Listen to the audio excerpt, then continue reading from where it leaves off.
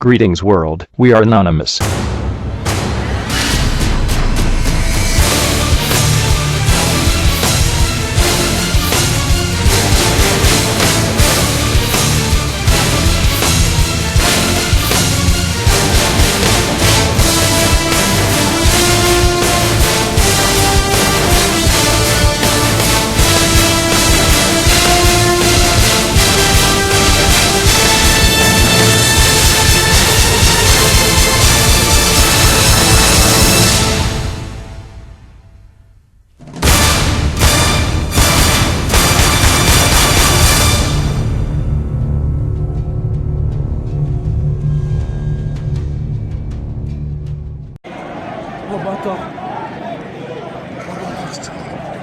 L'instant est grave.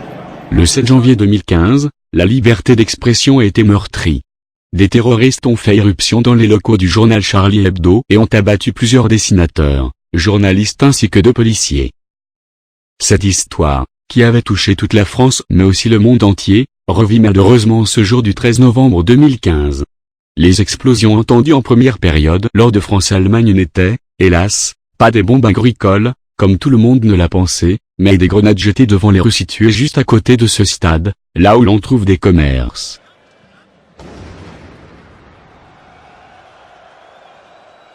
François Hollande, qui assista à la rencontre, a rapidement quitté les lieux par mesure de sécurité.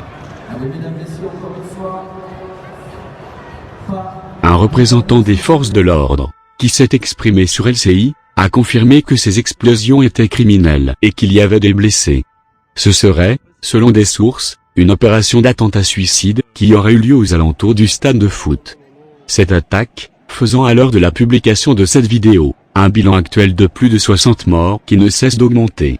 Plusieurs fusillades ont eu lieu dans les 10e et 11e arrondissements de Paris au même instant, ce qui nous conduit à penser à une attaque organisée par l'État islamique. Écœurés et choqués, nous ne pouvons nous laisser abattre. Il est donc de notre devoir de réagir. Nous ne le permettons pas. Comme nous l'avons fait pour l'effet Charlie Hebdo, nous menaçons toute entreprise et organisation en lien avec ces attaques terroristes à une réaction massive d'Anonymous. Nous vous traquons. Nous vous trouverons et nous ne lâcherons rien. L'instant est grave. Consacré à ces fusillades qui ont éclaté dans la soirée à Paris, a priori dans le 10e arrondissement de Paris. 3 fusillades, d'après les premières informations dont nous disposons.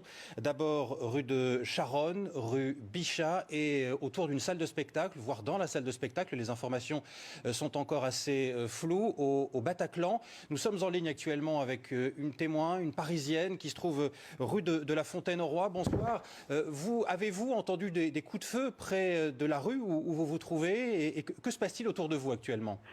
Absolument, j'ai entendu des coups de feu il y a de ça environ une demi-heure. 2 hommes se sont extirpés d'une voiture, ont tiré, j'ai entendu des coups de feu, donc je vois que des hommes tirent dans le restaurant qui est en face qui se trouve non loin de chez moi. Ils tirent sans viser quelqu'un précisément.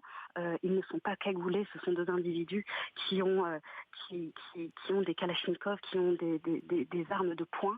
L'un d'eux se dirige vers un des occupants qui est assis en terrasse et pointe l'arme sur sa tempe.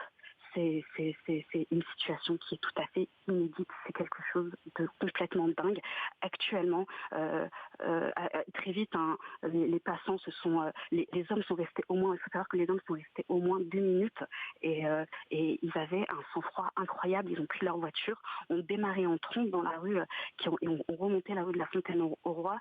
Immédiatement, des dizaines et des dizaines de passants se sont rués sur les lieux du drame pour porter secours aux premières victimes et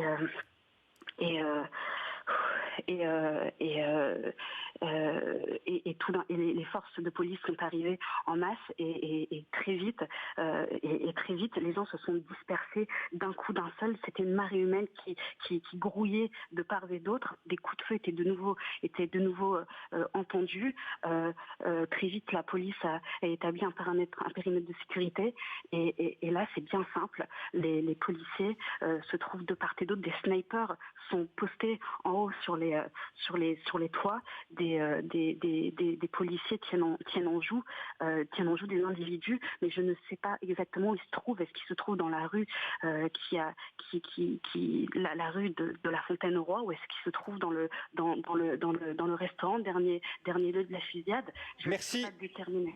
Merci beaucoup pour votre témoignage. On sent votre choc. On va revenir vers vous dans quelques instants. Avant cela, direction la place de la République, où se trouve l'un de nos reporters, Anaïs, Guillaume Oda.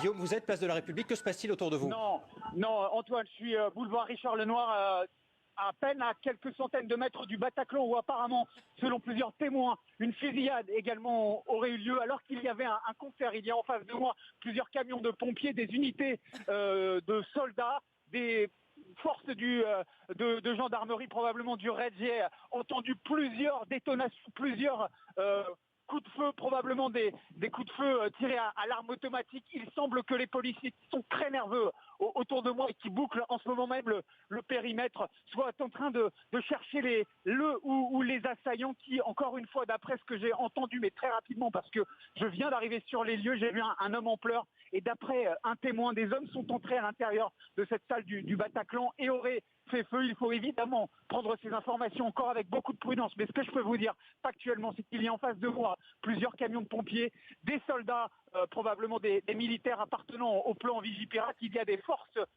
du RAID, des hommes armés, casqués avec des boucliers. J'ai entendu plusieurs détonations, des coups de feu violents, et des policiers qui demandent à tous les passants d'évacuer les lieux et de se calfeutrer, de rester à terre. On entend des policiers très nerveux. La scène est en cours en ce moment, boulevard Richard Lenoir, en face du Bataclan. Guillaume, est-ce que vous savez s'il y a des blessés?